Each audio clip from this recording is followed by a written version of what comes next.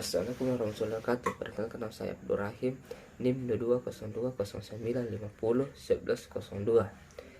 Kelas PTKB, jurusan Pendidikan Teknik Informatika. Baik, saya akan menjelaskan materi tentang hakikat dan urgensi identitas nasional. Apa sih itu identitas nasional? Identitas nasional adalah kepribadian nasional atau jati diri nasional yang dimiliki suatu bangsa yang membedakan bangsa satu dengan bangsa yang lain. Identitas sendiri memiliki arti sebagai ciri yang dimiliki setiap pihak yang dimaksud sebagai suatu pembeda atau pembanding dengan pihak yang lain. Sedangkan nasional atau nasionalisme memiliki arti suatu paham yang berpendapat bahwa kesetiaan tertinggi individu harus disertakan kepada negara kebangsaan. Identitas menunjukkan pada ciri atau penanda yang dimiliki oleh seseorang pribadi atau kelompok.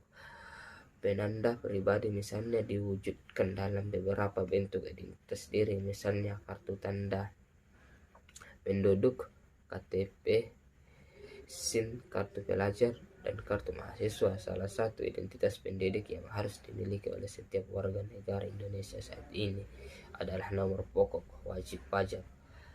Setiap warga negara Indonesia yang telah memiliki penghasilan wajib pajak NPWP. Setiap warga negara Indonesia itu kali sumber historis, sosiologis, politik tentang identitas nasional Indonesia. Secara historis, khususnya pada tahap embrionik, identitas nasional Indonesia ditandai ketika munculnya kesadaran rakyat Indonesia sebagai bangsa sedang dijajah oleh asing pada tahun 1908 yang dikenal dengan masa kebangkitan nasional.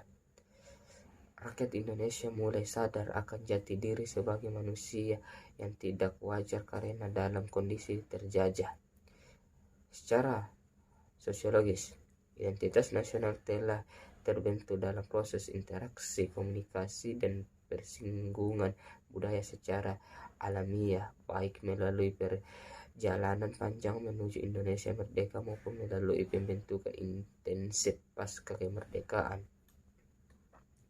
Ketiga, secara politis, kebeberapa bentuk identitas nasional Indonesia yang dapat menjadi penciri atau pembangun jati diri bangsa Indonesia meliputi beberapa negara sang merah putih, bahasa Indonesia sebagai bahasa nasional atau bahasa negara, lambang negara Garuda Pancasila, dan lagu kebangsaan Indonesia Raya. Bentuk-bentuk identitas nasional ini telah diatur dalam peraturan perundang-undangan, baik dalam Undang-Undang Dasar maupun dalam peraturan yang lebih khusus. Membangun argumen tentang dinamika dan tantangan identitas nasional Indonesia. Tantangan dan masalah yang dihadapi terkait dengan Pancasila telah banyak mendapatkan tantangan dan analisis sejumlah pakar. Upaya menyadarkan kembali bangsa Indonesia terhadap pentingnya identitas nasional adalah menyadari bahwa rendahnya pemahaman dan menurunnya kesadaran warga negara dalam bersikap dan berperilaku menggunakan nilai Pancasila dalam kehidupan berbangsa dan bernegara, khususnya di era reformasi bangsa Indonesia bagaikan berada dalam tahap disintegrasi karena tidak ada nilai-nilai yang menjadi pegangan bersama, padahal bangsa Indonesia telah memiliki nilai luhur yang dapat dijadikan pegangan dalam kehidupan bermasyarakat. Mendeskripsikan esensi dan urgensi identitas nasional Indonesia. Pertama, agar bangsa Indonesia dikenal oleh bangsa lain. Apabila kita sudah dikenal oleh bangsa lain, maka kita dapat melanjutkan perjuangan untuk mampu eksis sebagai bangsa sesuai dengan fitrahnya. Kedua, identitas nasional bagi sebuah negara sangat penting bagi kelangsungan hidup negara bangsa tersebut. Tidak mungkin negara dapat hidup sendiri sehingga dapat eksis. Setiap negara memiliki keterbatasan sehingga perlu bantuan pertolongan negara bangsa lain. Oleh karena itu, identitas nasional sangat penting untuk memenuhi kebutuhan atau kepentingan nasional negara bangsa Indonesia.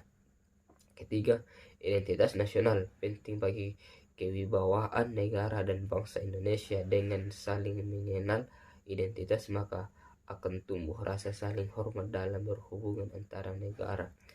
Tercipta hubungan yang sederajat karena masing-masing mengakui bahwa setiap negara berdaulat tidak boleh melampaui kedaulatan negara lain.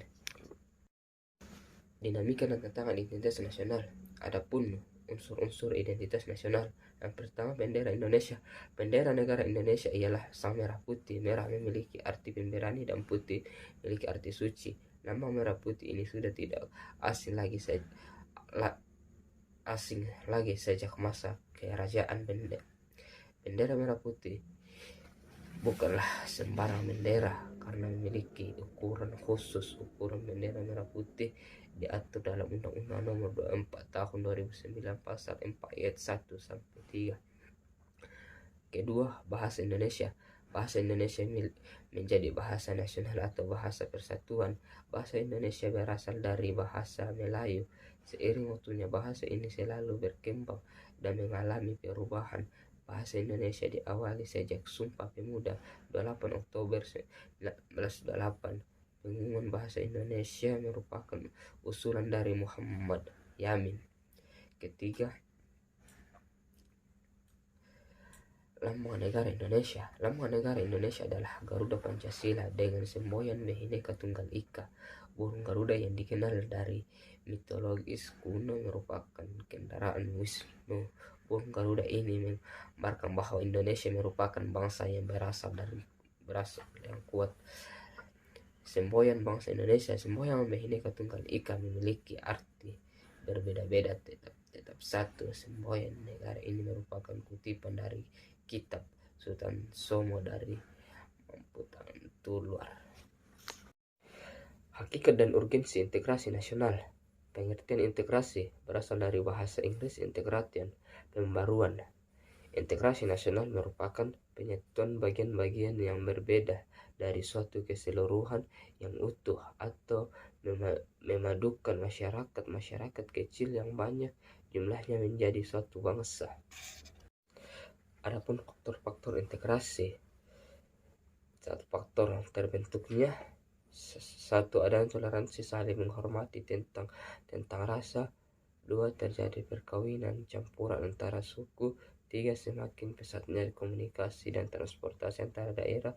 Empat, meningkatnya solidaritas sosial. Lima, pemerintah yang menjalani semakin membaik. Faktor pendorong.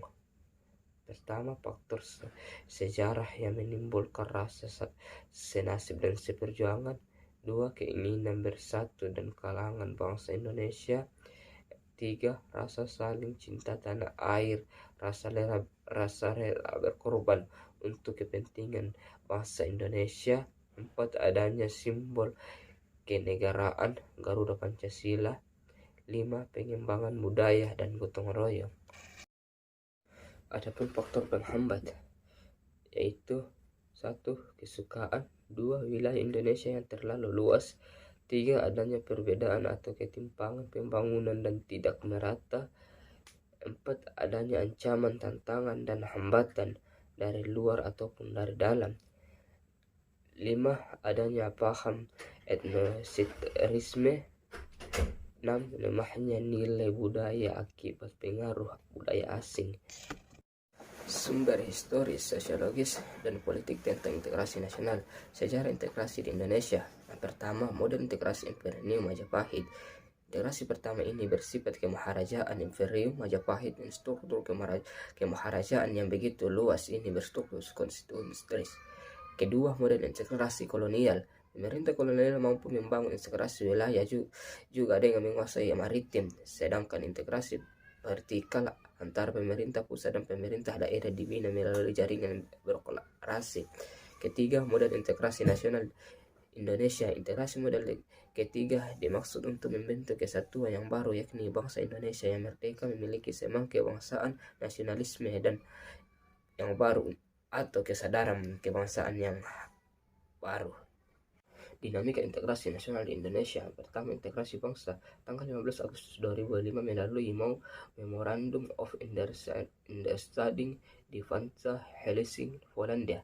Pemerintah Indonesia berhasil secara damai mengajak gerakan Aceh Merdeka Kedua, integrasi wilayah melalui deklarasi de Junda tanggal 13 Desember 1957, pemerintah Indonesia mengumumkan kedaulatan wilayah Indonesia, yakni lebar luas teritorial seluas 12 mil diukur dari garis yang menghubungkan titik-titik ujung yang terluar pada pulau-pulau di Indonesia.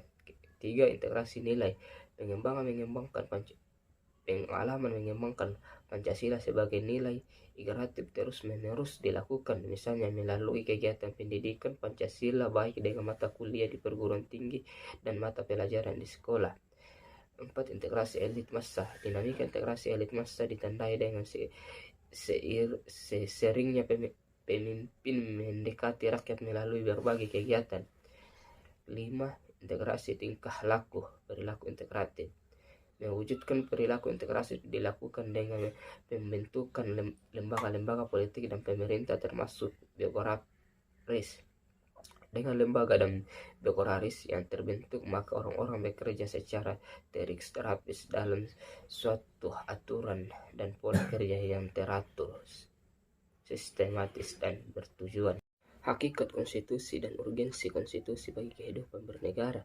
Pengertian hakikat konstitusi dapat dilihat dalam dua pengertian, yaitu pengertian secara luas berarti bahwa konstitusi adalah keseluruhan peraturan baik tertulis maupun tidak tertulis yang mengatur secara mengikat mengenai tata cara suatu pemerintah diselenggarakan dalam suatu negara atau masyarakat.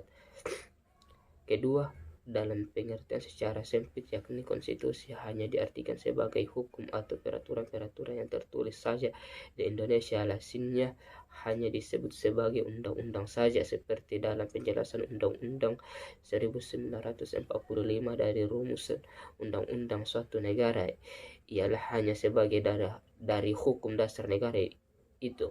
Undang-undang adalah hak yang tertulis, dengan di sampingnya undang-undang hanya berlaku jika hanya dasar yang tidak tertulis, yaitu aturan-aturan dasar timbul dan terpelihara dalam praktis penyelenggaraan negara meskipun tidak tertulis.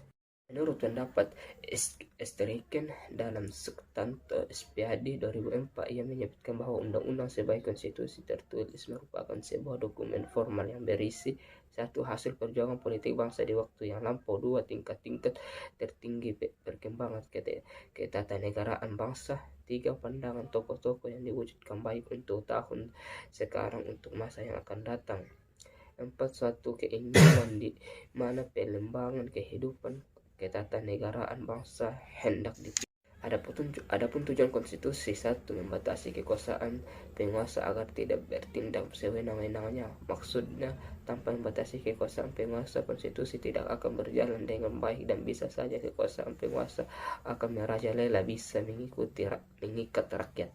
Melalui HAM, hak asasi manusia, maksudnya setiap penguasa berhak menghormati hak asasi manusia orang lain dan hak memperoleh perlindungan hukum dalam hal melaksanakan hak. Tiga, pedoman penyelenggaraan negara, maksudnya tanpa adanya pedoman konstitusi, negara kita tidak akan berdiri dengan kokoh. Dinamika dan tantangan konstitusi negara Indonesia.